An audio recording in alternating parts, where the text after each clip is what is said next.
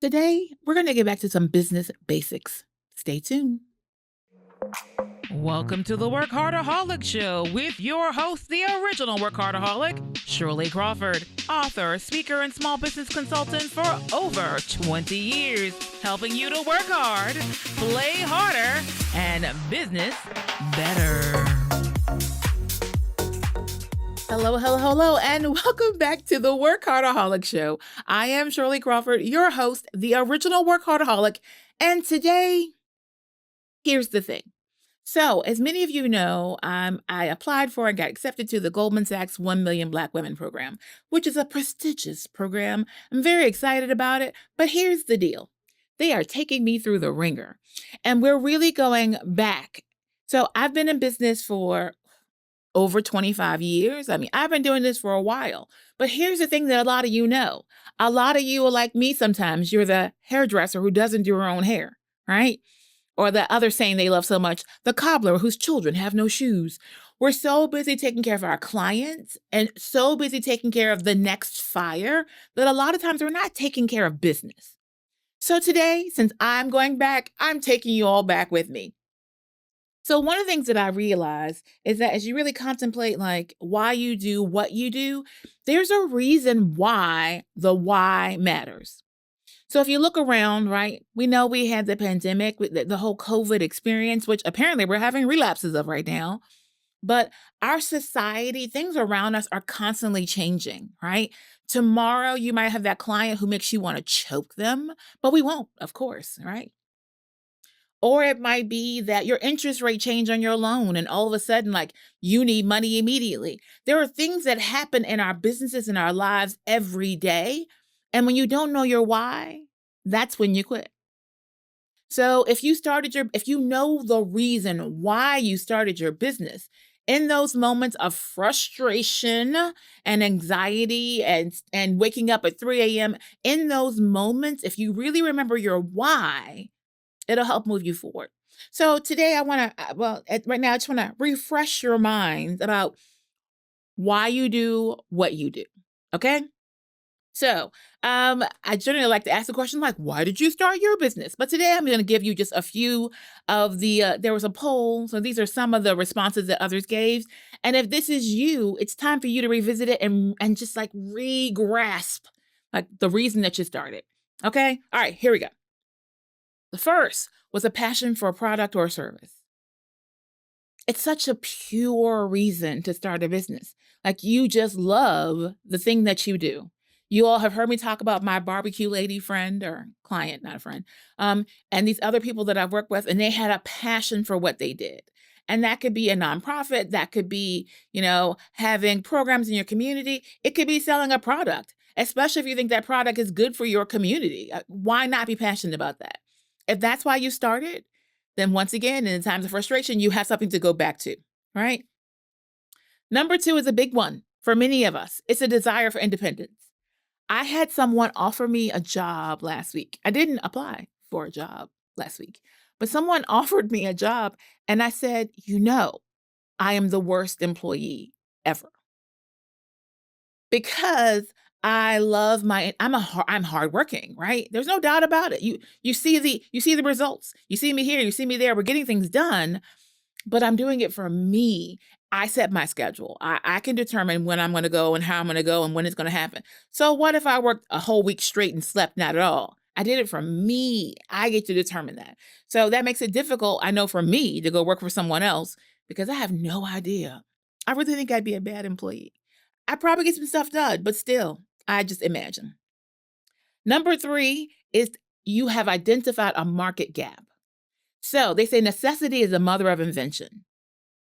It's a fact, right? So, and also it's the best way to make money. If you can discover a pain point in your community, in your neighborhood, in the marketplace, if you can find a need and figure out how to fill it, if you would pay for it, someone else would too. Number five, one of my favorites, flexibility. Okay, it says flexibility and work-life balance, but really, I think work-life balance is a misnomer, a little bit of a lie, to be honest with you, right? And so, because we like to think about the scale, and we always say justice is blind and it's a scale, But here's the thing about the scale. The scale doesn't mean it's 50-50. That's not what it means. When it talks about balance, it means, hey, this one could be down here and this one could be up here. Like that might be the way those weights go. And depending on what stage you are in life, and you're saying, I did this so I could have work-life balance. If you're starting a business, there's no such thing. When you're starting a business, your business takes on a whole other life of its own. It sucks the life out of you. It just does. But if your real end goal was to have legacy, like for the next generation, then you're willing to work hard now so that you can reap the benefits in the future. There's another saying, but I never get it quite right. But the gist of it is that you do today what others won't so that you can do tomorrow what others can't. Hey, look at that. I got it right. There you go. Number 6, one of my favorites and why I have multiple nonprofits is to make an impact. All right. So yes, we have a program in Haiti. God bless Haiti.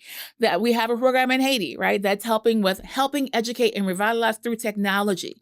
Now, your program might not be in Haiti, but we were just talking about Girls for a Change, right? There are ways that you can have programs that are helping in so many ways. They can be local, they can be international. But here's the thing. Do you know by being a contributing citizen in your community that you're making an impact? If you're able to hire someone who might not have been able to have a job before, or help someone actually increase their ability to pay their bills, you are making an impact. So for some of us, that's why we started. Here's one I do love: challenge and growth. Now, here's the thing. A lot of you are working for someone and you're only using 1/10 of your brain, right? I don't know. It's laughable to me when I see people and they're at work and they're reading a book. And it's because they've done, not being slackers, mind you, people, but they've actually done the task. There's nothing left to do unless they just want to be overachievers. So a lot of times by starting your own business, you get to challenge yourself and really grow your potential. So if you're comparing yourself to someone else, a lot of times that means that you're lowering your standard rather than raising it. All right. Eagles don't hang out with chickens. That's really the bottom line. All right. Number 8, I already mentioned legacy building, which I think is one of the biggest incentives because like myself, I don't have any kids, but I'm trying to build up this legacy so they can be passed on to nieces, nephews, community children, other people who are around me so that they can have what they need so they don't have to be dependent on social services or anyone else, and that they'll also learn the legacy and benefit of working hard to accomplish your dreams. All right. I only got 2 more. And so this is a standard list of 10 that was shared. You have a special skill or experience and you want to use it. So many of us, we negate who we are and what we've accomplished. And we're like, oh, it's not as good as so-and-so. You're lying to yourself. Everyone, every single person has something special about them that they can share with the world. All right. I'm just saying. So that's another reason that entrepreneurs will get started. And number 10, which I found interesting because a lot of times entrepreneurs, I feel like they're in silos, but it says networking and community. And so it's saying for some that by starting a business, they get to open doors to new relationships with networking. Who knew?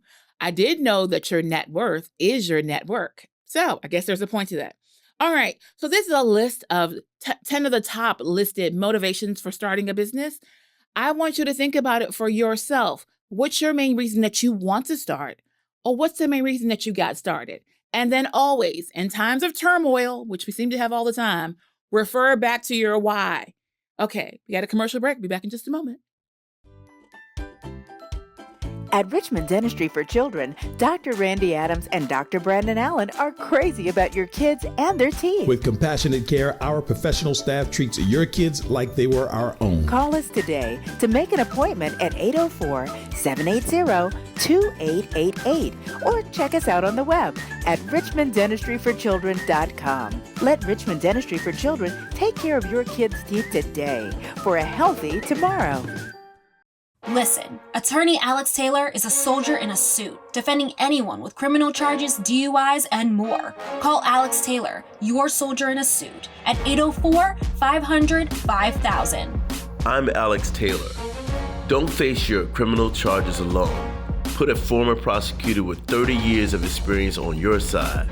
Let me show you how a soldier fights for your freedom. Call 804-500-5000 or go to alextaylorlaw.com. Hello, hello, hello. This is Shirley Crawford, the WorkHARDaholic and your favorite small business consulting, bringing to you the Entrepreneur Exchange. There are 3 levels to this. On the first level, you receive a weekly Q&A session and a monthly seminar, all for just $29 a month. Our Plus level receives that. In addition to that, it receives our library. It's called the Vault. Videos, resources, information that you can utilize for your business. And then for our VIP, you get all of that, and you also get small group coaching. And that's for $199 a month. So that's $29, $59, $199 a month, and it can all be yours. If you're interested and you're ready to make the next move to make the real difference in your life, just email me, Shirley at WorkHARDaholics.com. WorkHARDaholic. Looking for resources to start, build, or level up your business? Want to know what motivates your favorite entrepreneur? Did you miss the last show? No worries. Check out and subscribe to the WorkHARDaholic YouTube channel. See behind the scenes. Hear the extended version of interviews. Catch one of our trainings. Miss the show? No worries. Like, share, subscribe our YouTube channel at WorkHARDaholic, and happy entrepreneuring. Welcome back, welcome back, welcome back. Okay, so as I said, we're going back to business basics. So we were just talking about your why, but I want to talk a little bit about the what. So not so much about what product, what service, but how do you figure out where you belong in the market, all right? So one of the things that I think in general entrepreneurs kind of suck at is research. Because we go, oh, that's boring. I don't want to go to the library. I don't want. Is there a movie of it? I mean, here's the thing: if you really want to be successful, you need to know some things. You need to know who your target market is. You need to know who your avatar is. You need to know the vocabulary. If we say LIFO and FIFO and ROI, you need to know what all the terminology is, because you have to be in 2 worlds as an entrepreneur. You have to be able to identify with your client, right? You got to manufacture the thing. You got to make sure that your client is enjoying what you're making, your product, your service, and that they are thrilled by what you do or what you make, right? But on the other side of that, there are bankers, there's government, there's you have to deal with the SEC, you have to deal with the other organizations that are all a part of what you do, including Big Brother, Uncle Sam, IRS, right?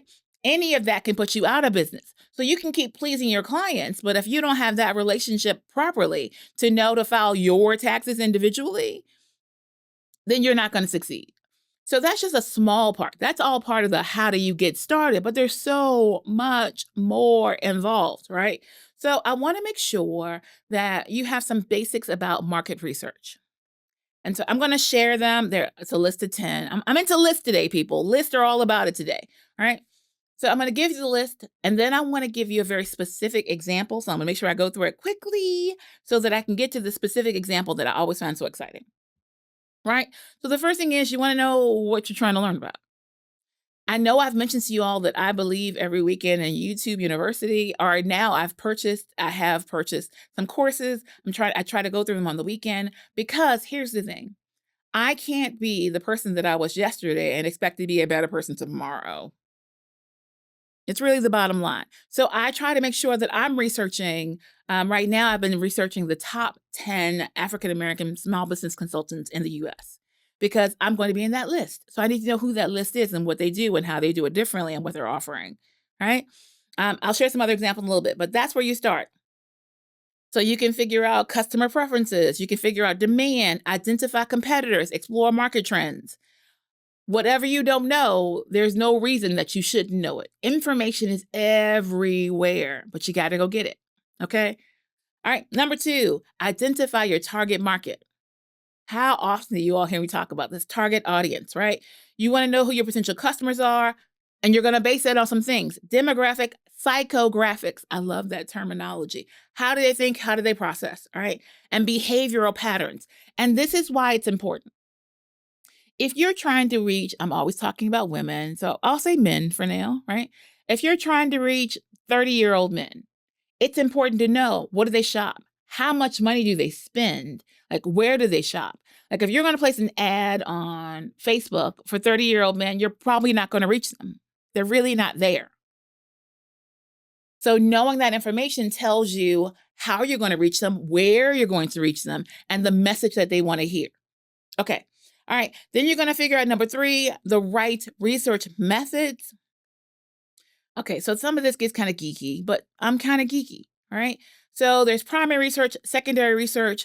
Primary means very simply, you sent out a survey. You had a questionnaire. You one-on-one or one-to-many, still it was you got direct feedback from a client, a potential client, organization, whatever it is. Secondary means there's data that's out there. Y'all know I'm always quoting somebody's data. Like how much I love Pew Research. I love you people. Love you so much. That's really secondary research. But here's the thing. They do a much better job of research than I do. So if you can find a credible resource, it's fine to use secondary information, but you have to know how to interpret it, how to use it, and personalize it to your needs. Then number 4 is the one that even researchers have a problem with. You have to design your research tools. Is it surveys, interviews? You have to make sure the questions make sense. So if you're trying to find out how much foot traffic, and I'm going to come back to that example, there is in a certain neighborhood, then you're not studying highways across the country. The research has to make sense in conjunction with the answers that you're trying to get. Okay? Then you have to actually collect the data.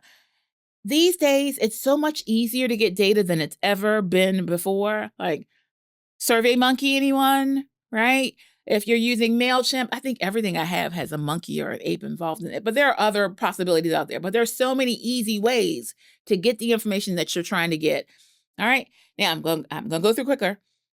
Number 7, very important. You need to know who your competitors are and do an analysis, a comparison of what they're doing versus what you're doing. This is one of those times you want to compare. Because how are you going to say how different you are if you don't know who else is out there? And any one of you who wants to tell me, oh, there's no one like me. This is called a side eye, okay? While you are as unique as a snowflake, your business is not, okay? Recognize that truth, embrace it, and then what you're going to do is, although this company has ABC, this is the thing that I'm offering differently. That's that value-added proposition, all right? Then number 8, clearly, we're going to take the information and draw some analyses, all right? Draw some conclusions. Then, based on the information, not the emotion, you're going to make informed decisions. And then number 10, which is super important, never think it's enough and continue to monitor the market. I want to use this quick example because I had a client who wanted to open up a space. I can't remember what they were doing inside the space. And they were trying to determine if the space was a good space to have their business, right? So most of us go by site, by foot traffic, right? How many people are traffic in general? How many people are coming past your location to make it worth it for you to buy this space, right? And so there was a company that would offer to do site traffic evaluation for them. So I need you to know that site traffic analysis was 5 figures. For someone who's just starting out a business, that's a lot of money. So let me tell you what they did, because I had never heard of anyone doing it before, and I'm in love with the idea. They sat in their car in front of the space that they were looking to rent and counted vehicles. And they took shifts. So they did, I think it was 24 hours. And so they did a whole analysis of, they counted how many cars went by, how many people went by. And at first it sounds a little bit ridiculous, but then I remember that that's what the state does. If you haven't noticed, they have a person sitting in the middle of the street and they have a little cable that you run over and they're counting physically how many people go by. So I thought that was a genius thing. Here's the thing. So you don't allow limitations, be it money, education, whatever it might be, to keep you from getting to what you need to get done, because where there's a will, there is a way. All right. We'll be back in just a moment. See you shortly. Listen, attorney Alex Taylor is a soldier in a suit, defending anyone with criminal charges, DUIs, and more. Call Alex Taylor, your soldier in a suit, at 804-500-5000. I'm Alex Taylor. Don't face your criminal charges alone. Put a former prosecutor with 30 years of experience on your side.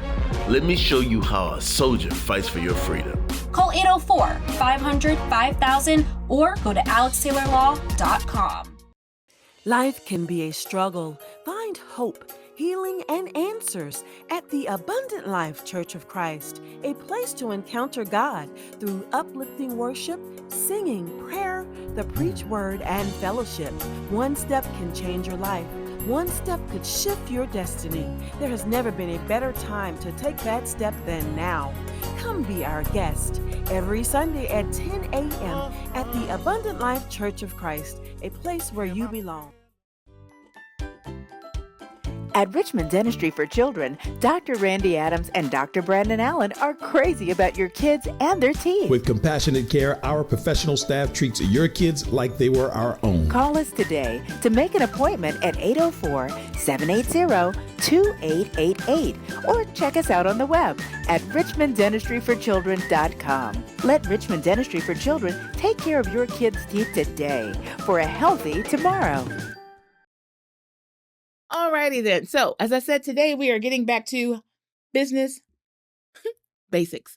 Okay, so we talked a little bit about your why and why that's relevant to you, especially in times of stress and turmoil.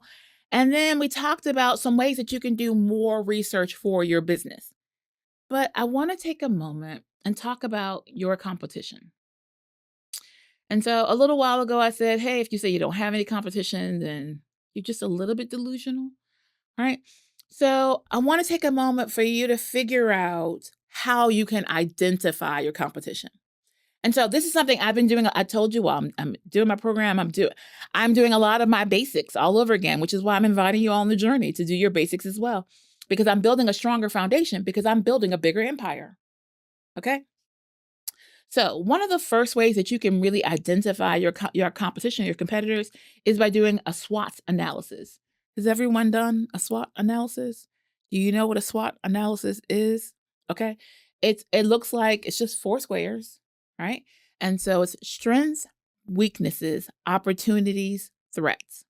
And so when you go through this process, it helps you to have a better understanding of your business and those that you are competing against. Okay. I also need to make sure that while you're doing this analysis, that you really think about what your business is offering. So, for example, I've been looking at my business and I'm going, okay, well, I'm small business consulting. But 20% of the time, I'm not consulting about business at all. Because in order for my client to be successful, I have to make sure that they have the right mindset to get the work done. So 20% of the time, at least, I'm dealing with mindset. I'm dealing with the other aspects and avenues within their life to make sure that they're clear to be able to take the leap, to do the work, to get the steps done that they need to do in business without distraction. Okay. So when I'm looking out there for my competition, while I'm looking at other small business consultants, I'm also looking at leadership, executive training, mindset training, motivational. Like I have to look at both industries as well. Okay. Number 2, it's one that we're all doing anyway, or at least I hope so. We're going to perform online research. Now, I am of an age where Google didn't exist, or at least I knew nothing about it when I was growing up. Nothing. I couldn't ask Alexa. I can say it. There you go. Right? Siri wasn't talking back to me. None of these things were happening. Right? We actually went to the library. Yeah. The point is, the times have changed, and so have your excuses. You really don't have any. So when it comes to online research, if nothing else, you can Google all day long. Period. Right? You can utilize online tools, platforms, social media. Your industry has so much information. Right? So you can say, oh, well, I'm a nail tech. You know what? They have magazines, they have organizations, they have, I don't know if they have a union for nail techs. It's probably coming. We shall see, right? There's so much information out there. And one of the things about belonging to an organization that is focused in your industry, then it's like having another staff person on board, because you're going to pay your fee, whatever it is for the year, monthly, whatever it is. And then they're going to do market research for you. They're going to tell you the trends. They're going to tell you any legal issues that might be coming up for your industry, things for you to be aware of. So they're doing all this research for you on your behalf. And so then you can be ahead of the game, right? We were talking about research just a moment ago, right? And then you're going to find out there are these lovely things called review sites. So a lot of time now, like YouTube, one of their popular things is for someone to review a product, but there are actually alt sites just dedicated to that. So if there's something in particular in your business, like maybe you're contemplating using a particular piece of equipment, I can assure you online, there are videos, reviews, there's information, there's all kinds of threads about it. You want to use it. There's no reason for you to be ignorant. None whatsoever. Okay? Now, the next one is one of my favorites. It's actually one of my least favorites to do, but one of the ones I think is the most impactful, and it's networking. Network with industry peers. So I'm here in Richmond, Virginia. If the only people that I talk to are other consultants in Richmond, I have shorted myself on the potential information that I could gain. So like for my business, I connect with, there is a group in Paris, and I'm hoping to go next year to their conference. It's an international conference that happens in Paris for small business consultants. We know there are activities on the West Coast. I'm on the East Coast. I actually have been doing some research about doing business in Puerto Rico. Like, there are all kinds of networks that are out there. And here's the thing, you might not know when the moment comes that you're going to need that connection. And when you need it, it's too late to get it. So go ahead and increase that network now. One of the things that I love to do is that I don't really love networking, but I have a book about it. Even as an introvert, I always know what I'm looking for before I go, right? So sometimes I'm looking for my next client. Sometimes I'm looking for the ambassador who can connect me to my next client. And then other times I might just be looking for the general cheerleader. The cheerleader is the one who's going to be out there touting your praises everywhere they go. My mother is an amazing cheerleader, right? They're out there talking about you and talking about your business in rooms that you aren't in. And that means just about anyone you meet can be one of those three. So even if they're not your next client, they could be your next cheerleader, your next connector. So treat them just like that, and you'll get a lot further. Last thing, monitor the competitive landscape. So you always want to regularly, you want to monitor what's going on with your competition. And I think because I'm in Richmond and also because I work there, I'm really sensitive about the Circuit City Best Buy situation. It's over and done long ago, but I always reflect on the fact that it's so important to be aware of the new players, the new kids on the block. Now, you might not need to squash them, but you definitely need to be aware. And especially if they're coming in with a new trend, trends are one thing, right? I have to correct that. If they're coming in with the new way to do it, people have trends all the time, right? You bet on your odds. But if they're coming in with the way that's going to be the new way, you want to make sure that you have mastered it and moved on and added on your spin to it. Okay? So it was my pleasure today to hang out with you all and share some business basics. And let me know what you're implementing in your business, what you're doing to make it better. And if you have any questions, let us know, because we're here for that as well. All right. Until next time, live better, do better, be better, and happy entrepreneuring. Ta-ta. Like, share, subscribe, repeat. Like, share, subscribe, repeat. Repeat. Repeat. Thanks for tuning in to WorkHARDaholics. Support our show by following on YouTube and all major social media platforms at WorkHARDaholic. Until next week, happy entrepreneuring.